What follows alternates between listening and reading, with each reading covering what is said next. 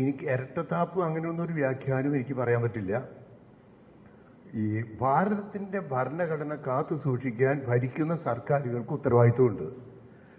ന്യൂനപക്ഷങ്ങളെ സംരക്ഷിക്കാനുള്ള ഉത്തരവാദിത്വം, മതസ്വാതന്ത്ര്യം കാത്തുപരിപാലിക്കാനുള്ള ഉത്തരവാദിത്വം ഭരിക്കുന്ന സർക്കാരിനുണ്ട്. ഇപ്പോൾ ഭരിക്കുന്നത് BJP ആണ്. കോൺഗ്രസ് ആണെങ്കിൽ കോൺഗ്രസിനോട് തന്നെ പറയും ഇത് ഉത്തരവാദിത്വമാണ്. പക്ഷേ ഇതൊരു ഫ്രിഞ്ച് ഗ്രൂപ്പ്, ബജറംഗൾ പോലെ, ഹിന്ദു ഐക്യവേദി, അങ്ങനെയുള്ള ചില എക്സ്ട്രീമിസ്റ്റ് ഗ്രൂപ്പുകൾ എല്ലാ വിഭാഗത്തിലും മതത്തിലും ഒക്കെ ഉണ്ടാകാം, അങ്ങോട്ടും ഇങ്ങോട്ടൊക്കെ ആക്രമിക്കുക. അങ്ങനെയുള്ള എല്ലാ ആക്രമണങ്ങളെയും ഞങ്ങൾ എതിർക്കുന്നു. ഇപ്പോൾ ഉണ്ടായത് ഇപ്പോൾ ജബൽപൂരുണ്ടായി, അതും ഇങ്ങനെയുള്ള എക്സ്ട്രീമിസ്റ്റ് ഗ്രൂപ്പാണ് ചെയ്തത്. ഇപ്പോൾ ദുർഗ് എന്ന് പറയുന്ന ഛത്തീസ്ഗഡിലുണ്ടായി. പിന്നെ അവിടെ ഇവിടെയൊക്കെ ഒരു കാര്യമുണ്ട്, ഇപ്പോൾ ഇന്ത്യയിലെ വിവിധ ഭാഗങ്ങളിൽ ക്രൈസ്തവർ ഭയത്തിലാണ് ജീവിക്കുന്നത്. അതിന്റെ കാരണം ഇപ്പോൾ ഈ ഉണ്ടായ ഇതുപോലെയുള്ള പ്രവർത്തനങ്ങളാണ്. അതാണ് എനിക്ക് പറയാനുള്ളത്.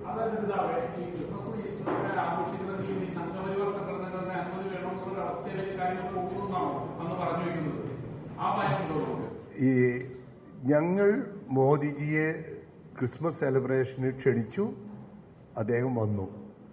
ഒരു പാർട്ടിയോട് ഞങ്ങൾ ചോദിച്ചിട്ടില്ല. നേരിട്ട് പ്രൈം മിനിസ്റ്ററുടെ ഓഫീസിൽ പോയി ചോദിച്ചു. കേരളത്തിൽ അമിത്ഷാ വന്നപ്പോഴാണ് ഞാൻ പറഞ്ഞു ഞങ്ങളുടെ ക്രിസ്ത്യൻസിന്റെ പ്രശ്നങ്ങൾ പറയാൻ വേണ്ടി ഒരു അവസരം തരണം. അതേ അവസരം തന്നു, ഞാൻ കണ്ടു, പറഞ്ഞു. പ്രൈം മിനിസ്റ്ററുടെ ഓഫീസിലേക്ക് പോകാൻ ചോദിച്ചു, ചാൻസ് കിട്ടി, പറഞ്ഞു.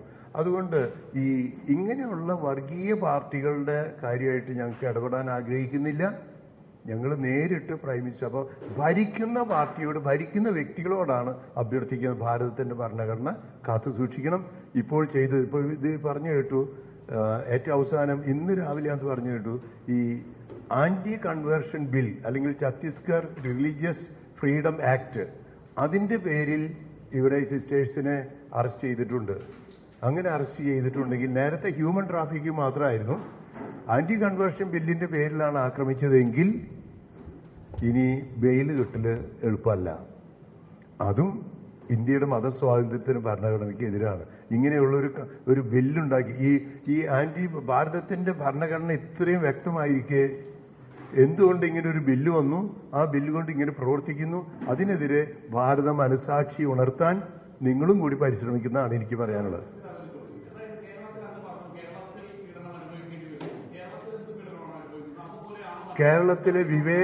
കേരളത്തിലെ വിവേചനങ്ങൾ നടക്കുന്നുണ്ട്. ഇപ്പോ വിദ്യാഭ്യാസ സ്ഥാപനങ്ങൾ അധികം നടത്തുന്നത് കാര്യം, മറ്റ് NSS ഒക്കെ നടത്തുന്നുണ്ട്. അപ്പോയിന്റ്മെന്റിന്റെ പ്രശ്നങ്ങൾ ഇപ്പൊ എത്ര നാളായി? പിന്നെ ഇവിടെ തന്നെയാണ് മൈനോറിറ്റിയിൽ, ഇപ്പോൾ നിങ്ങൾക്ക് തന്നെ അറിയാം, 80:20 അത് നടപ്പാക്കണമെന്ന് പറഞ്ഞ് ഇതിനെതിരെ പോയിരിക്കുന്നു. അപ്പോൾ വിവേചനങ്ങൾ കേരളത്തിലുണ്ട്, ഇന്ത്യയുടെ വിവിധ ഭാഗങ്ങളിലുണ്ട്. അപ്പോൾ അതിന്റെ ഒരാൾ മാത്രമല്ല, എല്ലാവർക്കെതിരെയും അധികാരം ആര് ഭരിക്കുന്നു അവരോട് നമ്മുടെ വേദനകൾ പറയും.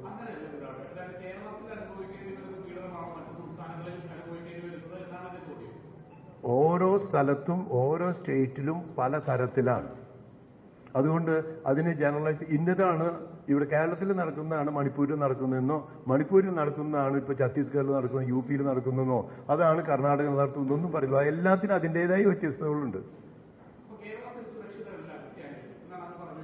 കേരളത്തിൽ ഇത്രമാത്രം ശക്തമായ ഒരു സമുദായമാണെന്ന് നിങ്ങൾ തന്നെ അംഗീകരിക്കുന്നുണ്ടല്ലോ. അതുകൊണ്ട് ഇവിടെ കുറച്ചുകൂടി ശക്തമായി പറയാൻ സാധിക്കും. ഇവിടെ കുറച്ചുകൂടിയും മെജോറിറ്റിയാണ്, മറ്റു സ്ഥലങ്ങൾ മൈക്രോസ്കോപ്പിക് മൈനോറിറ്റിയാണ്, അവിടെ പറയാൻ ആളില്ല. അതുകൊണ്ട് കേരളത്തിലുള്ളവരൊക്കെ നോർത്തിലുള്ളവർക്ക് വേണ്ടി വാദിച്ചുകൊണ്ടിരിക്കും.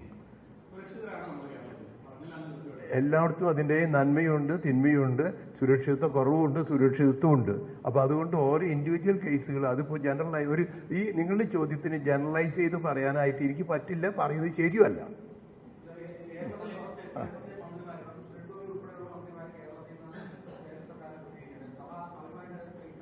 സുരേഷ് ഗോപിയെ വിളിച്ചു, ജോർജ് കുര്യനെ അവർക്ക് മെസ്സേജ് ഇട്ടു, പിന്നെ മുൻ മന്ത്രി രാജീവ് ചന്ദ്രശേഖരനോട് പറഞ്ഞു, പിന്നെ പ്രൈം മിനിസ്റ്റേഴ്സ് ഓഫീസിലും അമിത്ഷായുടെ ഓഫീസിലും ഒക്കെ പറഞ്ഞു.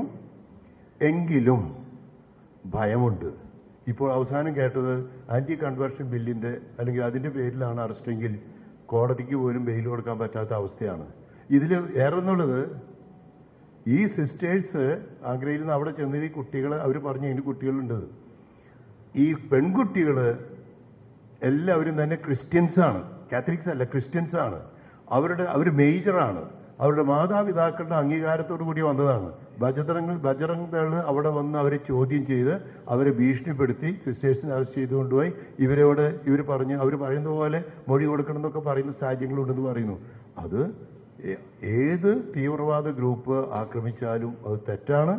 ഇവിടെയാണ് ഭരിക്കുന്ന സർക്കാരോട് ആവശ്യമായിട്ടുള്ള സംരക്ഷണവും ഇങ്ങനെയുള്ള കേസുകൾ, അതായത് ഇങ്ങനെ സിസ്റ്റർമാർക്ക് അവരുടെ വേഷമിട്ട് നടന്ന് ശുശ്രൂഷ ചെയ്യാൻ വളരെയേറെ പാവപ്പെട്ടവർ സഹായിക്കുന്നവരാണ്. ഇനി അങ്ങനെയുള്ളവർ ഇവിടെ ഉണ്ടാകാൻ പാടില്ല എന്നുള്ള രീതിയിലുള്ള ചിന്താഗതി എക്സ്ട്രീമിസ്റ്റ് ഗ്രൂപ്പുകൾ, ഞാനത് BJP അല്ല, BJP പറയുന്നില്ല, അവർ സഹായിച്ചിട്ടുണ്ട്, അവരെ പറയുന്നില്ല.